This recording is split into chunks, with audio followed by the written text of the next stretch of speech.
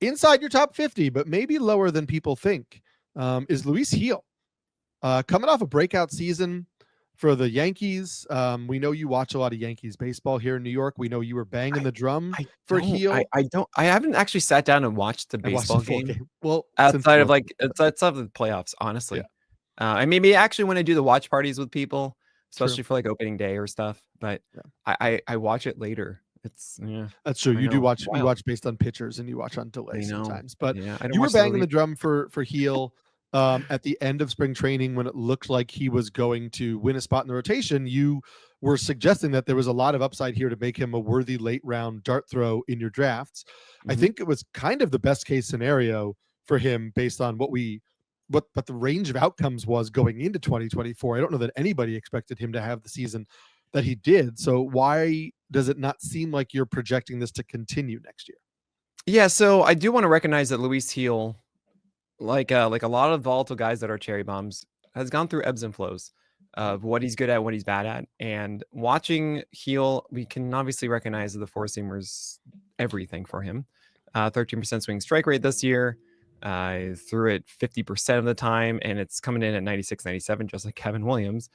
With solid extension, like it's always everything is solid. It's like a 1.2. How you adjust the VAA? I thought it would be a little bit better than that. I thought it'd be close to like 1.5 or so, but it's 1.2, which is again fine. It's not elite, but it's above average. IVB around 16. We did see it closer to 17 and 18 at the beginning of the year, then it fell off.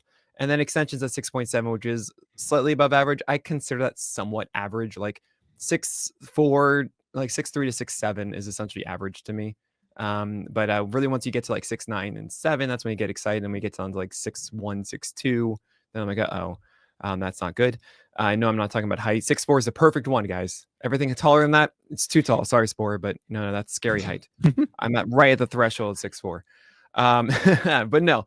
The other element is really just strikes. And if Yep. he can throw strikes with both his slider and his changeup. And what was interesting as the season went on for Luis Heel was that the changeup went to the wayside. And that was the really exciting thing for me in the spring.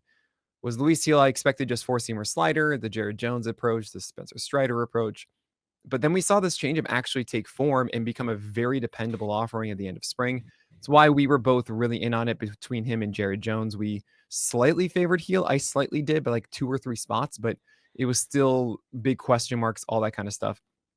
And at the end of the day, that changeup really made Heel's season for a good stretch.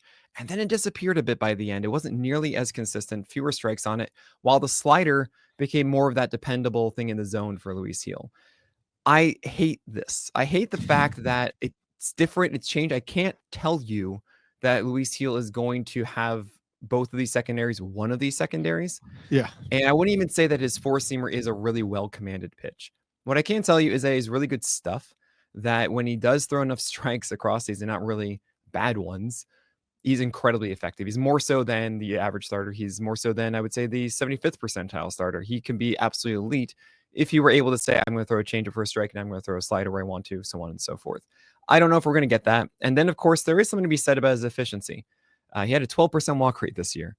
And yes, it did mean a 6.2 hit per 9 because batters, it was one of those effectively wild things where you're not allowing Mhm. hits. So you're just pitching around them, you're forcing them to chase a little bit more, and they don't really know if it's going to be a zone or not. So that means they're not as comfortable and ready to go and swing at everything like a lot of the strike throwers are. So that means that yes, you're going to have a lower BABIP, a 240 BABIP. Everyone says, "Oh no, that's so unlucky, so lucky," and the 78%, actually 79% left on base rate is so unsustainable. Well, if he continues with a 12% walk rate and the 27% K rate, you probably are going to see uh, above average luck factors too in that way because of just how hitters are approaching Luis Heel. So it's not necessarily going to be exactly this extreme. That said, it is going to be a suppressed hit per 9. It's not going to be at 8 hit per 9 plus with that terrible walk rate. Then you know it's a really bad season for Luis Heel. Yeah. Long story short, we know the strikeout potential is there.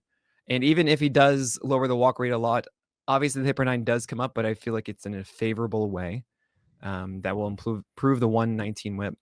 And I like him. I think he's going to get wins. It's just 151 innings in 29 starts. It's not like he did it in 25 or so, and he was limited by injury and stuff to see 151 innings. He threw almost 30 starts, which is essentially the expectation for any guy. And 30 starts of a normal starter is 180 innings. That's 6 Yeah. innings each. And for him to go 151, it's kind of showcasing that a bit. So all those things combined, it's why that Luis Gil, despite his 27% strikeout rate, the strikeouts he had, 171. So it's a little too volatile for me to put him up higher, but I felt like he needed to be above the boring Toby types Sure. underneath.